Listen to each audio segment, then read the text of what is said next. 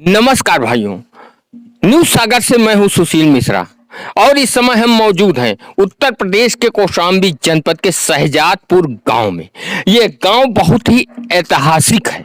ऐतिहासिक इसलिए है कि यहां से अंग्रेजों के खिलाफ एक महिला ने क्रांतिकारियों के साथ मिलकर लड़ाई लड़ी थी, जिनका नाम दुर्गा भाभी है तो वो यहाँ की बेटी, एक तरह से कहा जाए कौशाम्बी की बेटी हैं, लेकिन इतिहास उन्हें दुर्गा भाभी के नाम से जानता है। ऐसा क्यों? क्योंकि 10 वर्ष की आयु में लाहौर में, जो अब पाकिस्तान में है, वहां के एक धनाढ्य और शिक्षित परिवार में उनकी शादी हो गई थी और शादी के बाद ही उन्होंने क्रांतिकारी आंदोलनों में हिस्सा लिया था, जिसके कारण लोग उन्हें दुर्गा भाभी कहने लगे। आज कौशाम्बी जबकि ये मायका है, लेकिन यहां भी लोग दुर्गा भाभी ही कहते हैं।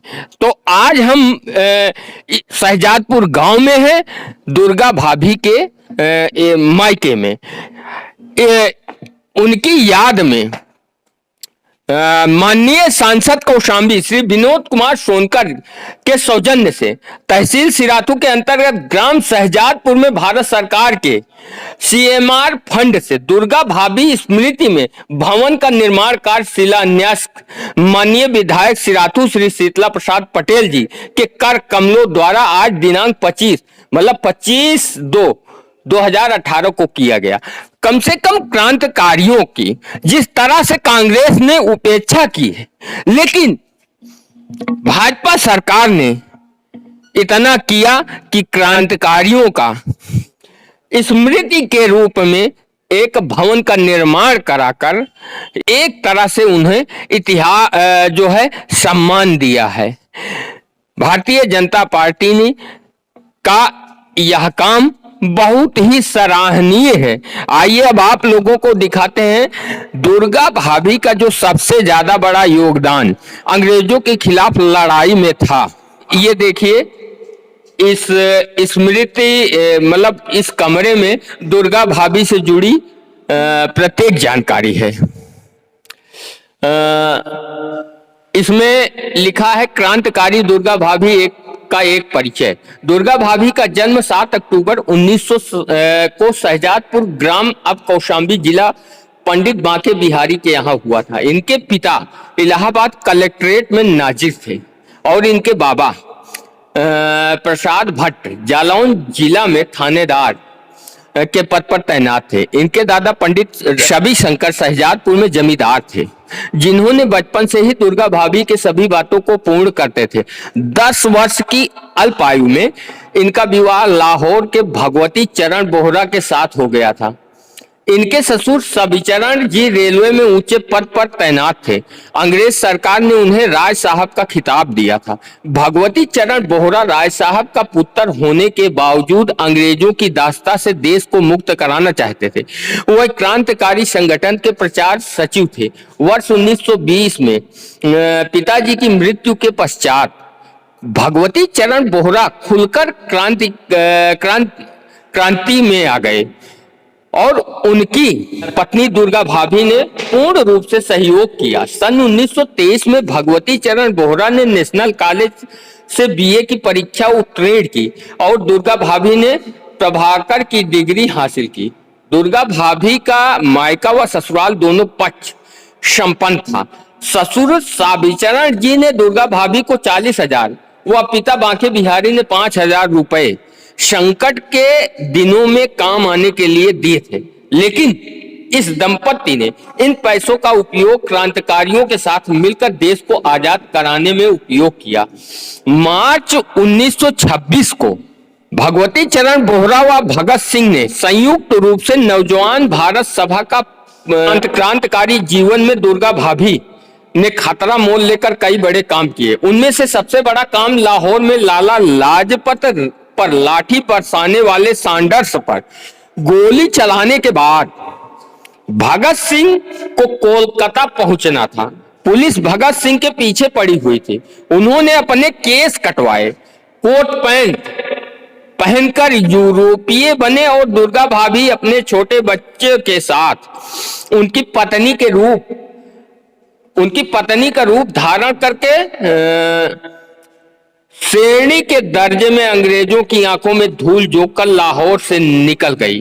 राजगुरु ने मैले कुचैले कपड़े पहनकर कुली का वेश धारण कर लिया था। इस प्रकार पुलिस उस समय भगत सिंह को गिरफ्तार नहीं कर पाई। यदि पुलिस को इस योजना का पता लग जाता तो दुर्गा भाभी पर क्या बीतती इसकी कल्पना भी नहीं की जा सकती। केंद्रीय असेंबली में बम फेंकने के बाद जब भगत सिंह गिरफ्तार हो गए तो दुर्गा भाभी ने उन्हें जेल से निकालने की योजना बनाई। इसमें इस्तेमाल करने के लिए जो बम बनाए गए उसके परीक्षण में 28 मई 1930 को भगवती चरण बोहरा की मृत्यु हो गई। दुर्गा भाभी पर विपत्ति का पहाड़ टूट पड़ा। उनकी संपत्ति जब्त कर ली गई, फिर भी उन्होंने अपनी मुहिम जारी रखी और मुंबई के पुलिस कमिश्नर को मारने की योजना बनाई, किंतु इसमें सफलता नहीं मिली। पुलिस ने उन्हें गिरफ्तार कर लिया, लेकिन प्रमाण न मिलने पर अधिक दिन तक जेल में नहीं रख पाई। चंद्रशेखर आजाद की शहादत के बाद जब क्रांतिकारी दल ने नेतृत्व विहीन हो गया तो दुर्गा भाभी ने पहले गाजियाबाद और 1937 से 1982 तक लखनऊ में सक्रिय रही। तो ये देखिए, एक कहा जाए महिला और जिन्होंने अब इनकी एक तरफ वंशावली पूरी की पूरी दुर्गा भाभी की है। दादाजी का नाम स्वर्गीय महेश प्रसाद भट्ट, पिताजी स्वर्गीय बांके बिहारी भट्ट, क्रांतिकारी दुर्गा भाभी। जन्म तिथि 7 अक्टूबर 1907, मृत्यु तिथि 14 अक्टूबर 1999। पति अमर शहीद भगवती चरण बोहरा, पुत्र श्री सचिंद्र बोहरा, भातृगण स्वर्गीय विजय नारायण। तो पूरा इनकी वंशावली यहाँ पर अंकित की गई है।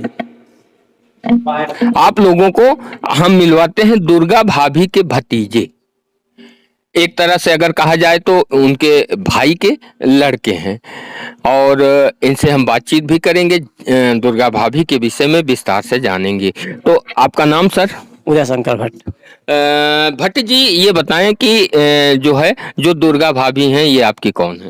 हमारी बुआ जी हैं, पिताजी की बड़ी बहन। तो आपके पिताजी हैं कि एक्सपायर हो गया सन 4 में। तो बुआ जी से आपकी कभी मुलाकात हुई थी? हाँ, नवंबर 1973 में हुई थी, एक शादी के समारोह में कानपुर में जी हुई थी। तो आपकी उम्र कितनी थी उस समय? उस समय मेरी उम्र लगभग 13 वर्ष की थी जी। तो बहुत ज्यादा एक तरह से कहें तो समझदार नहीं हुए थे। हाँ, तो और बहुत बड़ा परिवार था, 8 भाई 10 बहन इकट्ठा थे। हम लोगों को बात करने में कोई वैसे भी मौका मिलने कोई सवाल नहीं था जी।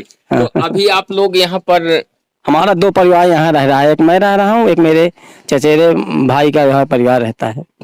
बाकी सब लोग सर्विस में थे। अच्छा, 8 भाई जहाँ रिटायर हो, इंस्पायर हो, उनके लड़के भी रिटायर होने वाले, यहाँ कोई नहीं रहता ना आता है।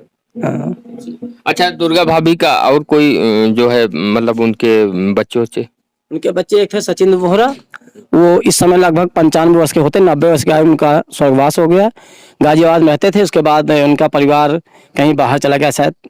उनके एक्सपायर होने के बाद कोई जानकारी अब नहीं है, संपर्क नहीं है तब तक। हाँ, जब तक। तो ये था जो है एक ऐतिहासिक अंग्रेजों के खिलाफ हमारे देश के भगत सिंह हो गए और चंद्रशेखर हो गए, ना जाने कितने, अगर एक तरह से कहा जाए लाखों लोगों ने अपने देश को आजाद कराने के लिए कुर्बानियां दी, लेकिन फायदा किसे मिला? फायदा सिर्फ कांग्रेस को मिला, पंडित जवाहरलाल नेहरू को मिला, महात्मा गांधी को मिला। इन क्रांतिकारियों के परिवारों को घोर उपेक्षा की गई।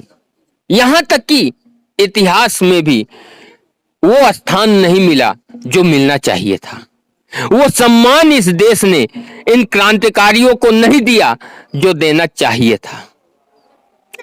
कम से कम मोदी सरकार के आने से एक फायदा तो ये हुआ कि जो गुम हो गए थे इतिहास के पन्नों में क्रांतिकारी, आज उनको याद करके उनके स्मृति के रूप में, उनके याद के रूप में, और अपने इतिहास को जो नए पीढ़ी के युवा हैं उनको बताने के लिए कम से कम ऐसे जो है निर्माण कराए गए हैं, जिसे कोई भी सच्चा भारतीय देखने के बाद गर्व महसूस करेगा कि हमारे आसपास ऐसे भी लोग थे जिन्होंने इस देश के लिए अपने प्राणों का बलिदान दिया। आप लोगों से इतना ही कहेंगे, यदि आपको वीडियो पसंद आए तो कृपया वीडियो को लाइक करें और हमारे चैनल न्यूज़ सागर को सब्सक्राइब नहीं किया है तो कृपया सब्सक्राइब करें। धन्यवाद।